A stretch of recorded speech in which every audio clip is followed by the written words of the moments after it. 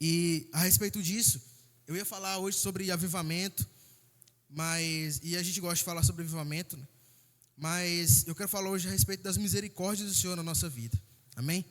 Eu quero que você abra a sua Bíblia, por favor, lá na carta aos Efésios.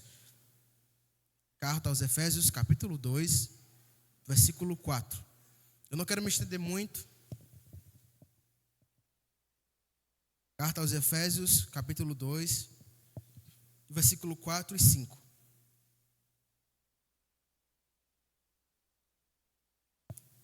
Efésios 2, 4 e 5 vai falar o seguinte: Todavia, Deus que é rico em misericórdia, pelo grande amor com que nos amou, deu-nos vida juntamente com Cristo, quando ainda estávamos mortos em transgressões. Pela graça, vocês são salvos. Glória a Deus. Você pode fechar seus olhos essa noite? Senhor Jesus, Pai, nós te agradecemos pela tua graça. Te agradecemos, Pai, pelo teu amor. Jesus, Pai, pela tua presença já. Te agradecemos por ter, Jesus, tido já o privilégio desse momento de adoração. Somos gratos porque o Senhor tem nos dado vida, tem nos dado entendimento, e o Senhor tem nos dado a sua palavra, Jesus, em nossas vidas. Te peço que o Senhor possa colocar a mão direita no seu ouvido direito, em nome de Jesus. Pai, nessa noite, queremos, Pai, Jesus, que o Senhor possa, Jesus, abrir os nossos ouvidos espirituais, abrir o nosso entendimento espiritual para a tua palavra, abrir o entendimento espiritual, Jesus, Pai, em nossos ouvidos. Que nossos ouvidos hoje possam ser, Pai, receptores, Pai, das tuas escrituras, possam ser receptores da sua presença, da sua mensagem. Pai, aquilo que o teu Espírito fala à tua igreja, que nós possamos, Pai, ouvir hoje com os nossos ouvidos espirituais, com nossa mente espiritual. Abre o nosso coração para receber a tua palavra, em nome de Jesus. Amém? Glória a Deus. A respeito dessa palavra, o propósito dessa mensagem rápida é se aprofundar na riqueza da graça e da misericórdia de Deus. Glória a Deus. Hoje, e eu quero que você olhe para a pessoa que está do seu lado e fale assim: Deus te ama.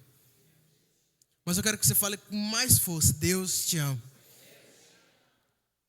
É uma palavra que todo mundo já pregou. É uma palavra que todos nós escutamos. Isso é até uma frase que o mundo escuta. Só que essa é a mais e excelente verdade da palavra. Deus nos ama. Deus me ama. Deus é fiel com sua misericórdia com seu povo. Eu quero que você entenda uma coisa nessa noite em nome de Jesus. Quero que você preste bastante atenção. O mundo natural, né, as pessoas que não aceitaram a Jesus, não estão na casa do Senhor, são denominadas, né, no sentido espiritual de somente criaturas, porque Deus fez as pessoas, amém?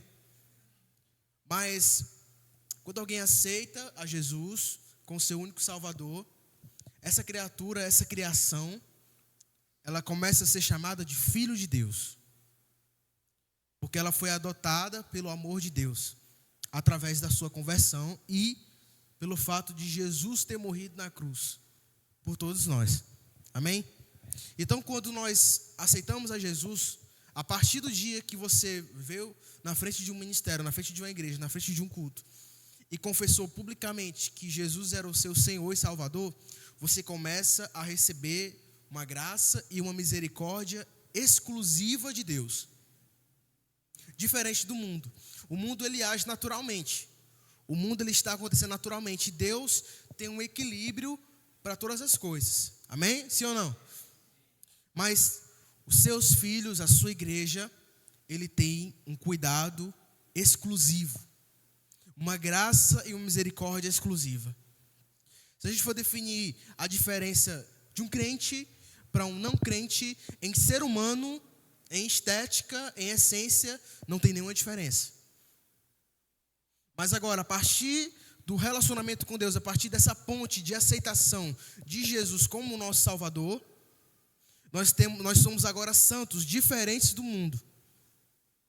A nossa diferença agora é que nós temos uma garantia de salvação pós-vida. A criação, o homem comum, o homem mundano, de sistema pecaminoso, ele não tem uma garantia eterna. Ele morre, e simplesmente vai para o inferno. A verdade. Amém? Agora, quem aceita Jesus como seu Salvador, entra para a família de Cristo, para a sua igreja, e começa a ter a graça disponível em si para a remissão dos seus pecados e para a sua salvação. Amém?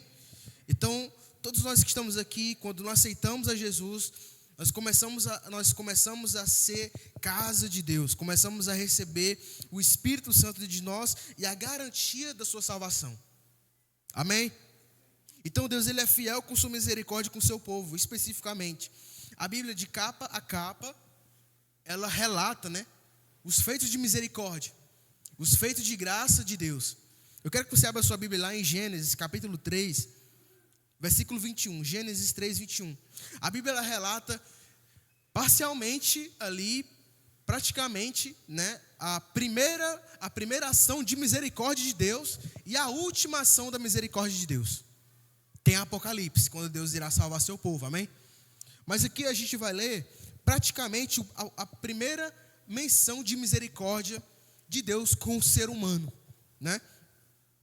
Gênesis 3, 21 vai falar assim: podemos ver em o Senhor Deus fez roupas de pele e com elas vestiu Adão e sua mulher. Olha só que interessante. Adão e Eva pecaram, né, com a serpente, eles obedeceram ao Senhor. E aí o pecado surgiu no ser humano, a partir daquele momento.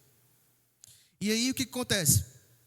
Deus, ele repreende Adão, repreende a serpente, repreende a Eva. E houve ira no coração do Senhor, né? O Senhor, ele se ira com o pecado, ele se ira com a justiça e com a desobediência. E Deus vem, ele desce, ele exorta, ele pune Adão, Eva e a serpente. Mas logo depois, os próximos versículos, o versículo 21, o Senhor, ele expõe seu ato de misericórdia, fazendo roupas de pele de animais. Então quer dizer que houve um sacrifício de algum animal para vestir, para cobrir a nudez de Adão e Eva. Então houve ação de misericórdia fluindo do Senhor. Amém? E a gente pode com certeza ver uma das últimas menções de misericórdia que irá acontecer, que será o arrebatamento da igreja, na qual, né, tanto alguns creem da pré-tribulação, que nós a qualquer momento podemos, né, que é parte do nosso mistério, acredita nisso, né, podemos ser arrebatados a qualquer momento antes da tribulação. E tanto outras pessoas acreditam pós-tribulação, então nós iremos ser poupados pelo Senhor, iremos ser protegidos durante a grande tribulação. Mas independente de qualquer linha de raciocínio, o Senhor irá arrebatar a sua igreja, irá salvar a sua igreja, em misericórdia. Amém? Então, Deus, ele nos ama de verdade.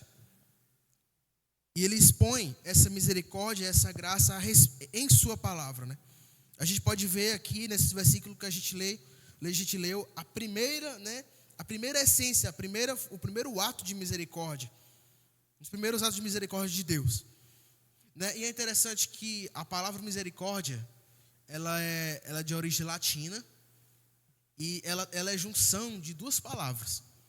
A primeira palavra é miserere, que significa compaixão, e cordis, que significa coração. Compaixão, ele tem um significado, misericórdia, ele tem um significado de ter compaixão do coração. E tem tudo a ver com Deus. Porque Deus, antes de ver o seu exterior, ele olha primeiramente para o seu interior, para o seu coração. De como está o nosso coração. Deus, ele olha, o Espírito Santo, ele sonda todas as nossas expectativas. O Espírito de Deus, ele consegue sondar o nosso coração, ele conhece cada coração. Ele age com misericórdia. Então, quem não se lembra, né, de capa a capa, as histórias da Bíblia, de ações de misericórdia. A gente vê o próprio Deus libertando o seu povo, através de Moisés, da escravidão do Egito. A gente pode ver Abraão, né, sendo provido com filho. A gente pode ver a família de Noé, em misericórdia do Senhor, sendo salva do dilúvio. A gente pode ver o povo de Israel sendo liberto do cativeiro. A gente pode ver a Sadraque, Mesaque e Abednego sendo poupados, sendo providos em misericórdia pelo quarto homem, o anjo do Senhor. Então, a palavra, todos os livros da Bíblia, há menções da misericórdia e da graça de Deus pelo seu povo. E com o maior feito de misericórdia está no Novo Testamento. Entenda isso, não haverá, não houve e não há nenhum feito de misericórdia maior do que o sacrifício de Jesus.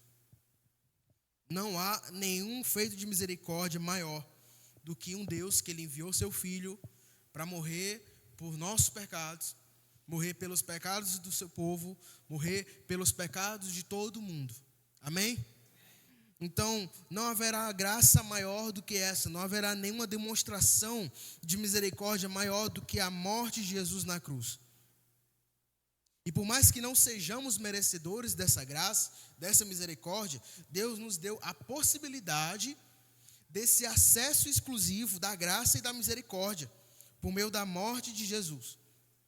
Então, a graça, ela nos foi concedida para a remissão dos nossos pecados, entenda isso. A graça e misericórdia foi concedida na sua vida e na minha vida para a remissão dos nossos pecados, sermos santos diante dele dia a dia e para a nossa salvação.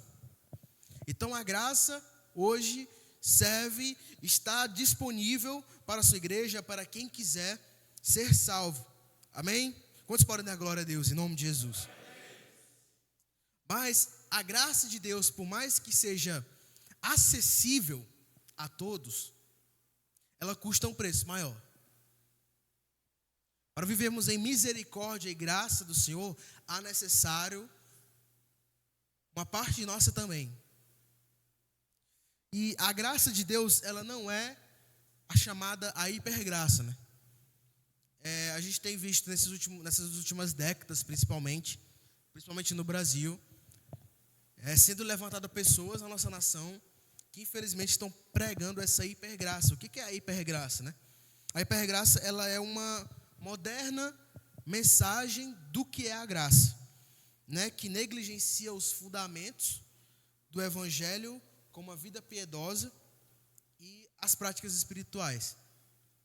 A graça, a hipergraça, ela pode ser chamada da graça barata, né? A graça que fala que a gente é liberal, né?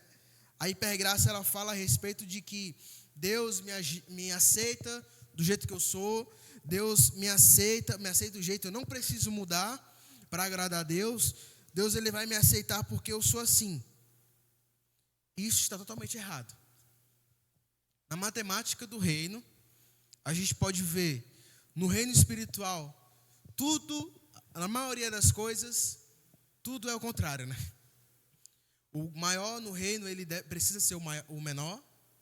O rico, em seu orgulho, ele se torna o mais pobre de todos. O maior, Deus, Jesus, que estava em seu trono, que é supremo, que ele é soberano, ele precisou se humilhar o mais baixo escalão dos homens para se sacrificar por nós. Então, a matemática do reino, ela é muito inversa com a matemática humana. E a graça, ela é a respeito disso também. Porque por mais que a graça ela seja disponível, ela seja grátis, é necessário o total abandono de si e das coisas que você tem, se for possível, para adquirir essa graça. Quando você veio para cá, aceitou a Jesus, você não simplesmente aceitou o termo de condição de ser salvo, mas você entrou numa vida de abandono. Uma vida de abandono de si, das suas práticas pecaminosas, uma vida de abandono do seu pecado individual. Você adentrou numa rotina de expedição da sua carne, da sua natureza carnal. Então, o que há de mais precioso na sua vida? Você trocaria a sua vida por o maior dinheiro possível? Você consegue pagar a sua vida com $1 bilhão? Não, a sua vida é sua vida, é a coisa mais preciosa que você tem. Mas é essa vida que você tem que é a coisa mais preciosa que Jesus ele anseia que você a dê. Então, por mais que a graça ela é possível acessar cada um pode acessar essa graça. A graça ela vai fazer com que você abandone tudo que você tem para conseguir sua salvação. Não estou dizendo coisas materiais, estou dizendo o seu próprio interior, seu orgulho. Nós nos rendemos totalmente a essa graça, porque para termos uma vida plena em Jesus, para termos uma vida com Deus em plena unidade, em termos uma vida eterna, a graça é a possibilidade de nós estarmos eternamente com o Senhor até após a vida. É necessário um abandono de si, um abandono da sua vida. Então, quando é que uma pessoa ela acessa essa graça de Deus plenamente? Quando ela abandona a sua vida de pecado e orgulho e aceita Jesus como seu Salvador. Você pode abrir sua Bíblia lá na epístola de Tiago, capítulo 4, Tiago 4, 6. Tiago ele vai dar uma instrução inspirada pelo Espírito Santo a respeito dessa humildade que precisamos ter para termos essa graça. Esse rebaixamento de nós mesmos, essa vida de arrependimento, essa vida de expedição do pecado. Tiago 4, 6 vai falar o seguinte: mas ele nos concede graça maior. Olha só, ele nos concede graça maior. Por isso diz as Escrituras: Deus se opõe aos orgulhosos, mas concede graça aos humildes. Então, a respeito dessa humildade, e humildade aqui, ele não está falando de ser simples, de ser pobre financeiramente. Essa não é a humildade que ele está falando aqui. Ele está falando do rebaixamento do seu orgulho. De tirar realmente o seu orgulho, de se colocar aos pés de Jesus. Não há um lugar mais humilhante para uma pessoa de estar aos pés de outra pessoa. A gente via isso principalmente na idade medieval, né? Todos que precisariam estar presentes com um rei ou com autoridade, era necessário que ele se curvasse e beijasse seus pés, beijasse sua mão, para poder estar adiante. E não há nada mais, entre aspas, humilhante e humilde do que isso. E é exatamente o que a graça ela faz com que a gente tenha esse desejo de se render totalmente aos pés de Jesus, ao tempo de não ligar para quem nós somos, ao tempo de tirarmos realmente de quem nós somos aos pés de Jesus. Amém? E a respeito de como viver intensamente as misericórdias, eu separei aqui 3 pontos importantes de como a gente pode ter em nossas vidas, né? Essa misericórdia, essa graça ativa. Termos esse desejo, termos esse sentimento e essa vida de intensidade em misericórdia de Deus. Primeiro ponto, eu acredito, para vivermos intensamente as misericórdias de Deus em nossas vidas, primeiramente precisamos ter fé em Jesus. Simplesmente. Você pode abrir a sua Bíblia lá em 1 João 5, 4. Primeira epístola de João, já está encerrando. Primeira epístola de João 5 e 4. A palavra diz assim: o que é nascido de Deus vence o mundo. E essa é a vitória que vence o mundo. O que? A nossa fé. Então, a fé é a base principal de qualquer vitória em nossas vidas. E também a respeito das misericórdias de Deus em nossa vida. Então, as provisões, aquilo que Jesus tem nos prometido, só iremos alcançar a respeito da fé que temos nele. Só iremos alcançar a respeito do nosso propósito, a respeito das nossas condições, aquilo que nós estamos pretendendo ter, aquilo que nós desejamos ter, aquilo que faz parte do nosso propósito. É preciso ter a fé em Jesus. O princípio de, mesmo não vendo tal coisa, mesmo não vendo talvez a tal possibilidade, temos fé em Jesus. O segundo ponto de termos uma vida em misericórdia com Jesus, sendo providos pelo próprio Deus, é o relacionamento com Deus, né? Os maiores provisões e feitos de misericórdias na Bíblia ou fora da Bíblia foram feitas por alguém que primeiramente teve um encontro e um relacionamento com Deus. Exemplo de Moisés. A gente acabou de citar aqui o exemplo de misericórdia que Deus fez pelo povo do Egito, em libertação do povo do Egito. E isso só foi possível porque uma pessoa teve um encontro com Deus. teve um encontro em relacionamento com Deus face a face. Moisés teve um encontro, ele subiu o deserto, o monte do deserto, e ele teve um encontro com Deus através da sarça, e ali o propósito de Moisés se estabeleceu. E ali houve provisão não só para a família de Moisés, mas sim para todo o povo de Israel. Então, o motivo básico para o cristão viver as misericórdias intensamente em Deus é a vida em relacionamento com Jesus, a vida da dedicação das Escrituras, a vida de dedicação à oração, à adoração, à comunhão e entendimento em Jesus. Amém? Quantos podem dizer amém? E o terceiro ponto para termos uma vida em misericórdia é simplesmente uma vida de paciência. Porque muitas vezes nós falamos assim: eu tenho fé, eu tenho uma vida de relacionamento, mas mesmo assim você é impulsivo em fazer as coisas com sua própria força. E muitas das coisas Jesus não quer que nós façamos com nossas próprias forças, mas sim com o próprio propósito dele, com a própria vontade dele, né? Então, a paciência, né, se encontra, um versículo muito interessante se encontra lá em Romanos 12, não precisa abrir, mas em Romanos 12, Paulo vai falar o seguinte: alegre-se na esperança, sejam pacientes na tribulação e perseverem na oração. Então a paciência, ela caminha junto com a fé e o relacionamento com Deus, tendo entendimento, tendo a paciência de esperar no Senhor e confiar no Senhor. E esperando no tempo certo e confiando no amor infinito do Senhor, iremos desfrutar de toda a sua graça e misericórdia em nossas vidas. Então, uma vida em paciência, em relacionamento com Deus, uma vida em fé em Jesus. Todos nós, a sua igreja, nós como filhos de Deus, podemos desfrutar do seu amor completo. Amém? Você pode ficar de pé nessa noite, em nome do Senhor Jesus. Eu te convido a você, nessa noite, a você fechar seus olhos. Você pode fechar seus olhos nessa noite.